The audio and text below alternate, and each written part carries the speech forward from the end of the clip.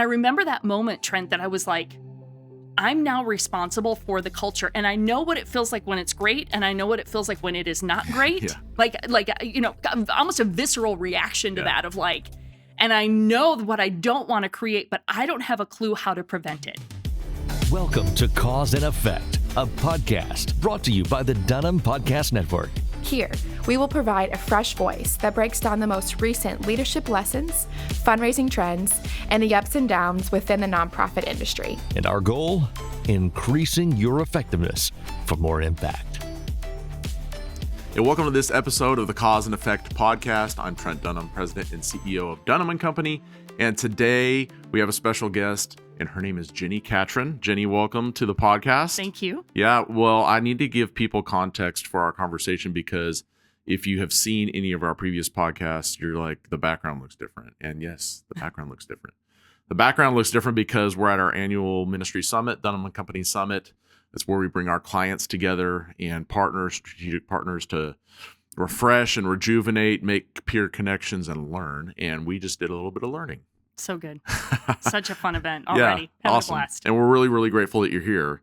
And so I wanted to take some time, just like you literally walked off the stage after speaking to our people, and we're in this room recording a podcast. But while it's fresh, while I'm all energized by your discussion and what you presented just now, I wanted to take the chance to kind of have a conversation. I'll ask in a minute for you to kind of give a little bit of your personal background, but by way of introduction to the audience, we're here, and today we're going to talk mostly about Jenni's book, Culture Matters, one that I have read and I would highly recommend. But some of the content, all the content that you talked about today really comes from this framework, and we'll discuss what that means and all that kind of stuff. But before we dive into the book, maybe give us a little background. You are involved and love culture, and we're going to talk about what that means and all that kind of stuff. But give us a little bio background of Jenni Catron and what you're about. Sure. Yeah. My journey has had time in the music business in Nashville, was kind of where I started out of college, and then landed into ministry kind of unexpectedly. We were part of planting a church, my husband and I, and got roped into being executive director, and so had just a tremendous opportunity to serve two different churches as an executive director, executive pastor, and just had a remarkable opportunity to serve in ministry leadership. And then now I lead the Foresight Group, which we are an organization dedicated to cultivating healthy leaders and thriving teams. So awesome. That became unexpectedly kind of my passion point and journey. I thought I was going to be a CEO of a record company. And honestly, what happened was I learned how much I actually loved leading people and building environments where people thrive. So that's what work looks like for me. I'm married to my husband. It'll be 27 years next month. I love it. Which feels crazy. And we don't have any kids, but we love being aunt and uncle. So I have nieces and nephews that are a blast. Like, they're so much fun. Yeah. So that's what my personal life looks like. Lots of fun. Yeah, spoiling. And you do this kids a lot. Like, you are traveling and speaking as part of what you do in leading teams to thrive and culture to win. You're doing a lot of public speaking like this. And I would imagine that comes with a lot of just, I wouldn't say waking people up, but just kind of jogging people around the importance of culture. Yeah. I know you have a passion for that. It's clear in the way you talk in the session that we just had. We're going to talk about the framework you developed called the Lead Culture Framework in a bit. But as we have talked, some of our team, we had dinner with you last night. And as I hear you talk, I've read your book.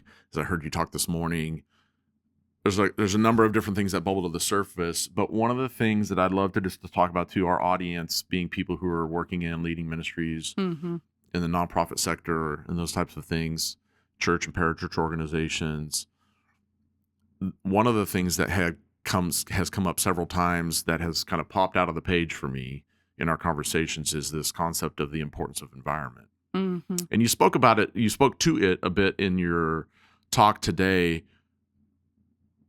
There's a very specific framework you've developed, and we'll talk about that. But before we get into that, why have you identified environment to be such an important aspect of healthy teams, retaining team members, all that kind of good stuff? Yeah.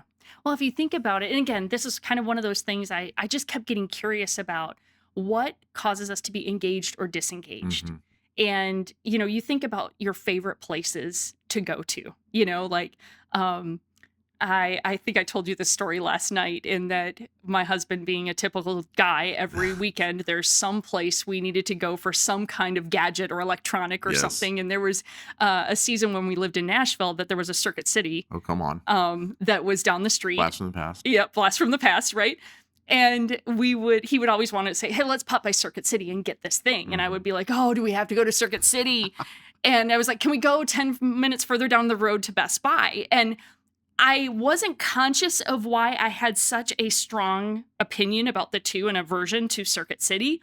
But as I dug into it, it was the experience and the environment. Like that there was a difference in those experiences. And I was willing to go further to go to a place that felt better to me. And we do that with all kinds of things, your favorite coffee shop or your favorite place to shop. And so our environments matter. They shape us. They're creating experiences. And so particularly when we come to the workplace environment, we've all had those jobs that were awful. And then we've had those places that were amazing. I tell the story in the book of my first high school jobs. I worked for an ice cream shop in northern Wisconsin. Building your forearm strength, yeah. Yes, for sure, 100%. I'm like, the ice cream arm is legit. It's a thing. But it was amazing. It was this fabulous little mom and pop ice cream shop. The owner is still a friend to this day. And I loved it. I absolutely loved it. But it was a seasonal job. We're in northern Wisconsin. You only eat ice cream in the summer months because you are ice cream the rest of the year. And so we would close down at the end of the season, and then I would go work another seasonal job at a local Christmas tree farm, and I'd be making Christmas wreaths. And that job was miserable. It was absolutely miserable. And it wasn't necessarily because, you're building wreaths and your hands are raw and sappy. Yeah, and sappy and gross. But it actually was more about the environment and the people in the environment, and that they weren't bad people, but they weren't happy to be there. Nobody was excited and engaged and interested in being there. And you could reverse them. I mean, I could work at a Christmas tree farm building Christmas wreaths, and what joy. We're playing Christmas music all day long. We're building beautiful wreaths for your front door. It should be jolly, and it wasn't. And the opposite could have been true at the ice cream shop, right? Instead of it being this great experience, the customers could be miserable and cranky and demanding and want, 10 different flavors and 2 scoops. And, it was all of those things could have been true and what bubbled up in the experience, but it didn't. Yeah. And it comes down to the leader, the team, and the environment we're creating for that team to operate in.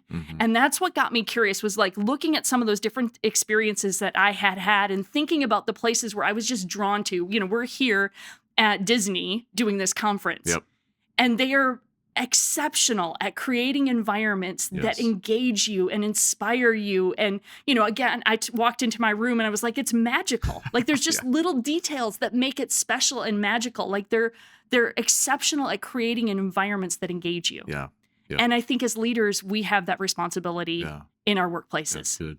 That's good. And it's interesting to hear you as you processed the disparity in environmental, and you've shared in your talk just now, even some of your work experience early on, and what 2 very different environments look like, felt like, and then ultimately what they meant for you as the employee, you as the person growing in your professional career, you as the person who had aspirations and dreams and all that kind of stuff, and how very different environments drive very different outcomes, regardless of, and you were doing the same work.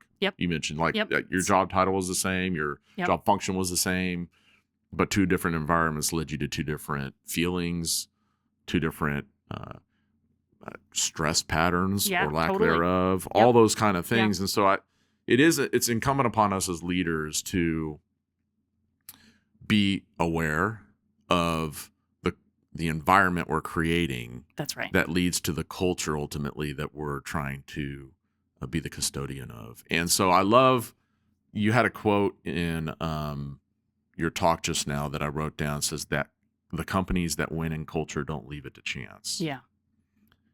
You mentioned it, and I agree. It does feel counterintuitive to plan culture. Right. Isn't that something that just people by osmosis, they just catch it. They understand. Yeah. And maybe your book talks about this, like maybe when it's 10 people. Right.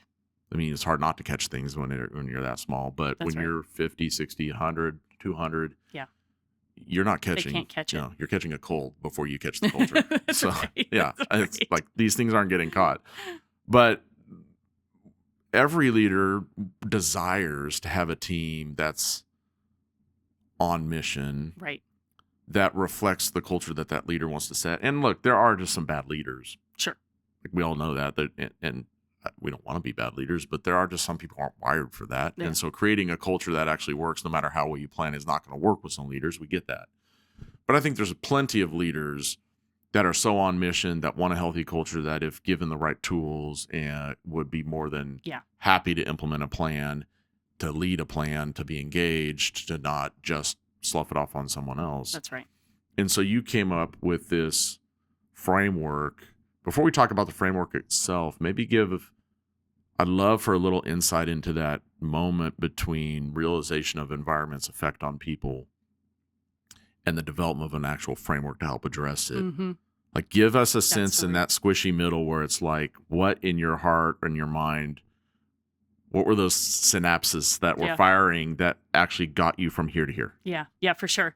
And it was kind of the progression of my experience as a young leader. And you referenced this, I had my first job out of college, just a phenomenal, great experience, like great team.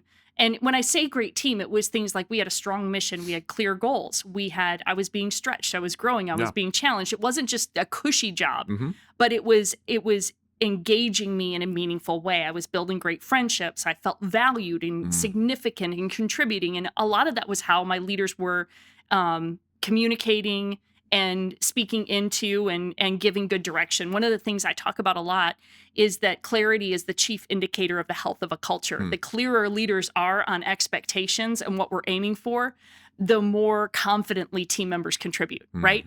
And so that is what I had. And then we went through a merger, and that changed significantly. And then shortly thereafter, I found myself in a seat where I was now executive director of a large church and was responsible for the team. And it was a fast-growing church, one of the fastest growing in the country. We had a young, relatively small team, but it was growing fast. We were adding people to the team quickly. And I remember that moment, Trent, that I was like, I'm now responsible for the culture. And I know what it feels like when it's great. And I know what it feels like when it is not great. Like, almost a visceral reaction to that of like, and I know what I don't want to create, but I don't have a clue how to prevent it. And that was that like moment that kind of scared the pants off of me a little bit of like, I know what I want to achieve, but I don't have a clue how to do it. And that became just that guiding conviction to say, I've got to figure this out. And what proved to be true is as I would engage with other leaders, I found the same thing. And it's true in the conversations we still have. I rarely meet a leader who doesn't care about culture and care about their team, right? Like, you don't last in leadership very long if you don't have a heart for the people that you're leading. You just don't. Right. But oftentimes they're, and it ends up on the back burner because they don't have a plan. They don't know how. We've equipped leaders well in how to craft mission and vision, and we have a lot of resources for that and strategic planning and then all the other functional components of our business that, we have to be intentional about. But I guess ironically, but for whatever reason, there are fewer resources to help us figure out how to actually build a culture plan. And like you said, it's a little counterintuitive, right? It's about people. It should be relational. And so I think we default to letting our relational skills or hopefully our emotional intelligence, which can be really valuable in shaping culture. But what I found is that culture needs a system like every other key initiative. That's good. And so that's how I got to the framework. Did you start to implement some of that, the first iterations of the framework in that first kind of leadership role? Yeah. And in fact, what became the framework was kind of my experiments from that first team. That I was so committed to going, I've got to figure this out. I don't know exactly what it's going to take. And so, of course, I started reading, Patrick Lencioni is one of my favorite authors and leaders. Awesome. Lots of John Maxwell leadership stuff. And I would just start to find people who were having the similar conversations and hearing what they were doing and how they were thinking and talking about it. And then I just began experimenting. And those experiments ultimately led to the framework. That's good. So I think if you're watching or listening to this podcast, one of the things that we want you to think through is, how does this apply to your role in your organization? How does contributing to culture, like, you may not be able to be the one that can implement a system around this, but you can bring something to the culture that helps make the culture better. One of the greatest skills in any profession is the ability to lead up. And so huge. Culture is one of those areas where it doesn't really matter what your job function is. You can lead up to people above you in helping maybe ask questions that are culture related. And so, Jenni, I think the part of the value of the framework you've developed is it gives language to people throughout the organization, from the top all the way down, as to how culture succeeds. What are the things that I'm looking out for? How can I help contribute to make it a better culture? And so, just real briefly, at a 30,000 foot level, the culture framework is kind of a cycle or a process that you would be intentional about progressing through to allow yourself to become more intentional about how culture plays out in the environment of your company, your organization, your ministry. And so there's 5 aspects to that: assess, define, build, equip, and commit. And it's that flywheel that you talk about in your book. And if you get the book Culture Matters, she goes into great detail about that process and that framework and why those 5 aspects are so critical to, leave this one out and it's not going to work. Leave this one out and it's not going to leave this one out.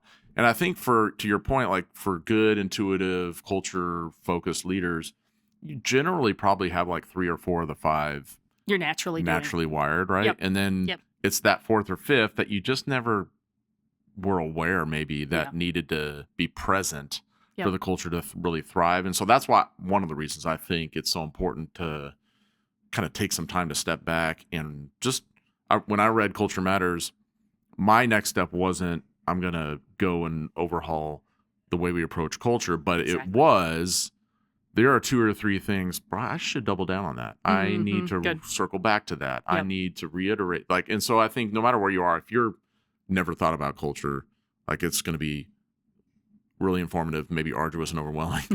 But I think if you're deep into culture and the belief that it's important, there's still value of things that it's going to help kind of create really natural prompts for you. That's right. As you're going through the process. So maybe at a high level of, again, just to reiterate, assess, define, build, equip, commit. If there's one of those that you see more commonly than another part of the process that good leaders miss on. Sure. Yeah. Yeah. Is there one of them? There's really 2. I'll hit one and then you can tell me if we've got time for 2.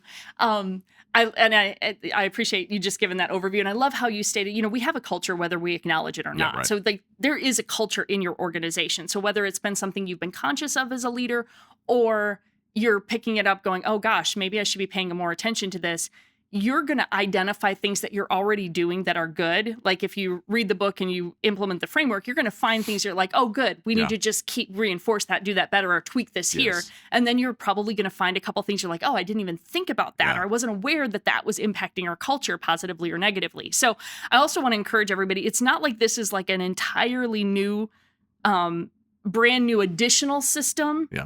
It's more of bringing awareness to what are we doing and how can we do it more intentionally to really build what we aspire to. Yeah, that's good. So the one that's probably the most surprising in the framework that I find the biggest gaps for a lot of leaders is the define phase. So that's the second part of the framework in defining what do we aspire to.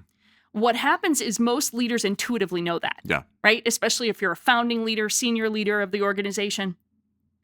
You know what you want your team to look, feel, behave like. Yeah. Like, Sure. But how well have you articulated that and put language to it to help your team understand? One of the things I love about, connecting with you guys and with Dunham+Company is I went to your website and immediately found the Dunham way. Yeah, there you go. That you guys have put language to, this is how we show up. This is how we work together. This is how we serve our clients. It's extraordinarily clear. And then what's fun is that as somebody who's been able to engage with your team in preparation for this conference, I'm seeing that play out, right? I'm seeing it in action. But that's because somewhere along the way, you guys did the work of that definition of this is the Dunham way. Yeah. These are the values, the beliefs, the behaviors that shape how we show up. Yep. And for a lot of leaders, they know intuitively what's important to them, but they haven't necessarily articulated that with a level of clarity that equips the team to know, okay, this is the expectation. That's good. This is what I should be aiming for. And here's what's also powerful about that is that you get that level of clarity. And I bet this happens for you and your team. Like people know whether they're a fit or not. Oh, yeah. Right? Yep. Right from the get-go. Yep. Like if you're interviewing somebody, I had one of the other churches that I support, they were hiring for a position and the hiring manager was giving me an update. And she said, Jenni, the candidate had all the right qualities, but they were not a culture fit. She was like, it was as clear as day that they were not a culture fit. And so ultimately we didn't move forward. And not that they were bad people. Right. They were a great person. Sure. But there's a way we work together that if you're not aligned with that, you won't succeed and it will create friction organizationally. Amen. And so, that's one of the things that the clearer we get on that, the more it attracts and retains the best talent, best talent for our team. Again, I'm not disparaging other teams and other cultures. Yeah. In fact, it's really good. Like there's some organizations that have the clearer we are about that, then the more people know I'm a fit or I'm not a fit. There'll be some cultures where it's like they work really hard, really fast, really intense, but they're unapologetic about that. Well, good, because you're going to attract people that aspire to that same kind of pace and intensity. That's right. But you recruit somebody who that isn't their mode of operation, they're going to be miserable and you're going to be frustrated, right? So that level of definition is usually an aha for a lot of leaders because, again, it feels so clear to them. Sure. But as they begin to reflect and like work through it with their team, they discover, oh, what I thought was abundantly clear is not as clear to the rest of the team as I expected. And so the more language you can put around that, the more understanding people have of like, this is the North Star. This is what we aspire to as a team. That's good. I love that. I'm going to leave the last four for people to get the book and read through. I have one final question for you or perspective, because one of the things that you said, and I believe this has been our experience at Dunham+Company and why over the past few years, I have increased the intentionality of how we spend time with and build into our middle management. Love it. And I admittedly believe that was probably more intuition than intentionality. It's great. Looking back on it. But you brought language to it today that I think is really important and maybe like, I could do that better or do that a different way. But the statement you made was that culture breaks the quickest in the middle of an organization. Yeah. I think for leaders, we tend to think it rises and falls with everything I do and say. Now, and of course, as the leader, senior leader, there's a disproportionate weight on the words you use, for sure, the frequency with which the rhythms you create, for how you bring people back to the why, how you talk about what we're doing and the reason behind it, how you re-articulate the Dunham way in our instance, or our founding document, or the company I see that my dad wrote. Like, those types of things clearly fall on the leader's shoulders to set a pace for, or at least work with someone to make that happen.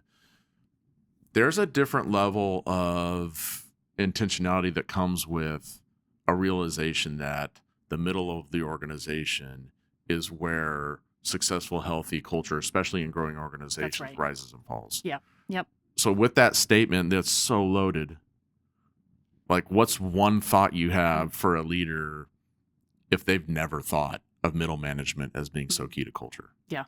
Well, first, I love that you brought awareness to this, because this is the biggest challenge and sticking point to employee engagement right now is managers being equipped and engaged. Good. So I think just even raising that awareness as a leader, if it just hadn't crossed your mind, and probably what's happened is your organization has grown. All of a sudden you have layers of leadership. And what we tend to do as more senior leaders is we expect that every other person we hire is as intuitive about leadership development as we might have been. Right? Yeah. Or in their personal growth and development. And that's just not always true. You're going to have some like stars that like just naturally figure it out and figure out how to grow and develop and succeed as leaders. But there's a lot of your middle management, younger leaders who they don't know what they don't know. Yes. Right? Yep. And so it's on us to ensure we're equipping them well. Yeah. And so that would be my encouragement is, hey, just the awareness of, oh, wow, I believe in them. So here's what also happens is that leader's like, I believe in them. I promoted them. Yes. I'm excited. They're they got it. They can do it. Yes. And what we perceive as support and releasing authority and responsibility to them can sometimes be experienced as abandonment, right? Or that we've just kind of dumped a bunch on them that they don't have the resources and the tools to know how to navigate. That's true. Right? Because people leadership is different from the functional responsibility that they succeeded at that got them promoted into the people management. Yes. So I think just that awareness and that aha is a starting point. And then just simple, right? Like what can I simply and consistently do to, even if it's, once a month at staff meeting, I do a 10-minute talk on time management or how to have hard conversations, or just like, just jot a list of the things that you're like, oh, I think we need to grow in these skills. Yeah.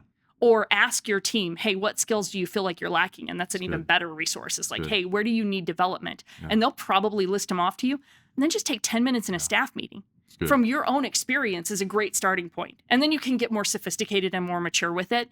But just start simple and do something simply and consistently to invest in your leaders. And they will notice that intentionality and they'll rise to that challenge. And then you'll be able to continue to develop that out further. Yeah, and how can you equip them to be the carrier, the speaker of those things in those environments too?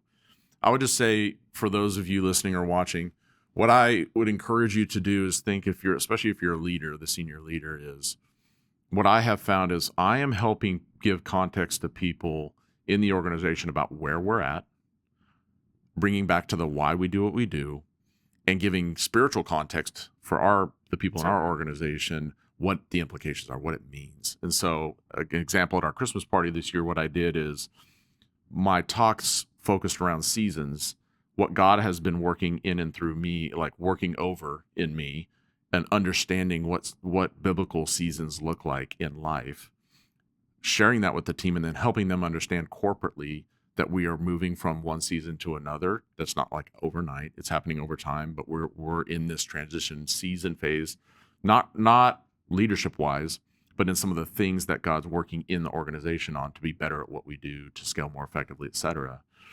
But then helping them understand that there's also a personal application of that. So if we're going through that corporately, how in your personal life are you seeing that happen? What are the ways that God is working through seasons for you? And your season at the company may be different in this period than it is in the next period. And your season at the company may be this defined time frame, and then you have a season somewhere else. That was where we were as an organization, where I felt like the pulse of our people needed to be addressed in a way that helped them bring context to put tangible feel to what is actually happening around them, and not just feel a little bit like they were drifting, but like, no, this is the thing that we're about. And so I think as a senior leader, our job is to help. We have to be the ones that guide that give context to that for our people. And then we have to equip the people that are with the people all the time, every day, because as we grow, we're just further away from, I can't tell you how many times, Jenni, over the past 8 months, someone's texting me about something, and I'm like, hey, I'm going to connect you to so-and-so because they have the deep, like before I would be the person that came for all that. Actually, but I'm not, I can't be that. And I'm not in this season. So, but I'm not disconnecting, but I'm empowering, and all those things that you just talked about, like that middle management, mentor, growth, equipping. Let's fill our role as a senior leader, but let's not actually own more than we should. That's good. If we're growing. And so I appreciate your perspective on that and the way that you've kind of challenged the people today and even the people listening now. I encourage you, if you're listening or watching this, go get a copy of Jenni's book, Culture Matters. It goes through the framework that she talked about, the lead culture framework. Sorry, I knew I was going to get that right. But it goes through that in great detail. And there's a lot of good equipping within that I think will help resource you as you think about the best ways, not just to be the visionary leader, to lead your team, but also to equip those around you to be the carriers as well. We, because we do a lot of branding work, we're like, your team, they're all brand ambassadors. Everyone's brand, little mini brand ambassadors, right? Yep. Everyone's a culture carrier. And so I love that phrase too. Jenni, thank you for joining us at Summit. Thank you for joining us on the podcast and just sharing your wisdom with us. I encourage you to go get her book. and dive into more of the things that you're doing. But we appreciate you Thank you very so much. And thank you for listening and watching to today's episode of the Cause and Effect podcast. Join us again next time. And thanks for listening to the Cause and Effect podcast, a resource developed by Dunham+Company. We'll be back in 2 weeks with a new episode. In the meantime, do us a favor. If you like this content, subscribe, share us with a friend, leave us a review on your podcast provider, and follow us on Instagram and Facebook at Dunham+Company to help us spread the word. Thanks again, and join us next time as we work together towards increased effectiveness for more impact.